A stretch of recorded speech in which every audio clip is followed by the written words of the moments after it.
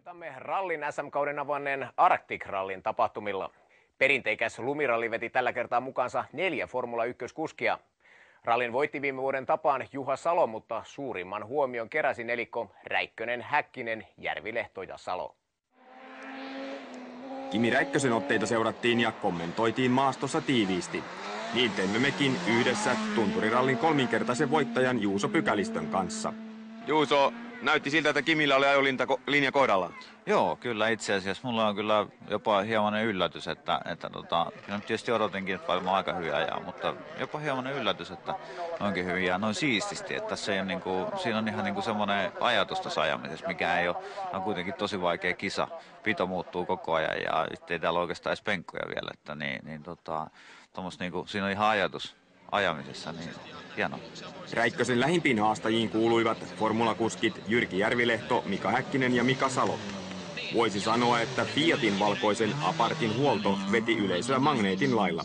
Huollosta vastasi Tommi Mäkinen Racing ja Kimille auton oli säätänyt itse Tommi Mäkinen. Kyllä mun täytyy sanoa, että kyllä siinä se istuu superlahjakkuus kyllä tosissaan, että ei tarvitse ihmetellä, että minkä takia Kimi on voittanut maailmanmestaruuden Formula 1.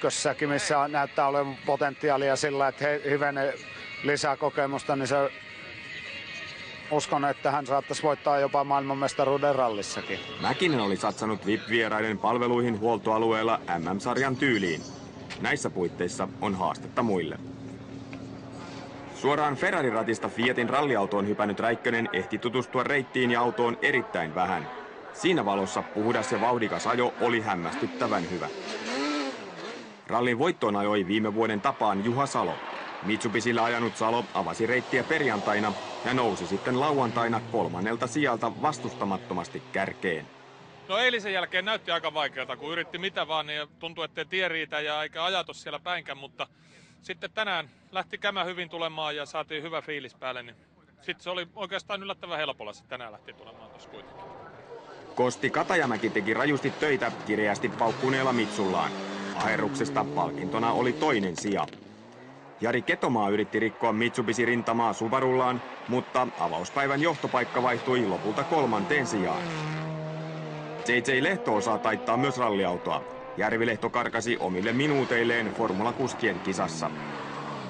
Formula 1 kaksinkertainen maailmanmestari Mika Häkkinen harmitteli välillä ajoaan, vaikka tärkein tavoite olikin nautiskella ralliautoilusta. Tähän asti on mennyt hyvin. Muutama läheltä tilanne on tapahtunut ja se kuuluu lajin henkeen, mutta hyvin on mennyt.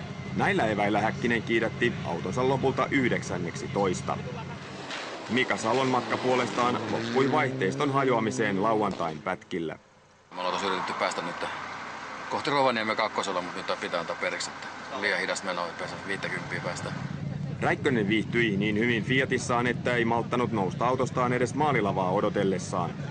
Formulakuskeista ykkönen oli Järvilehto, joka nousi kokonaistuloksissa peräti 9. Kumpi on tärkeämpää, olla 10 joukossa vai paras formulamies? Paras formulamies, siitä saa semmoisen pienen sulahattu.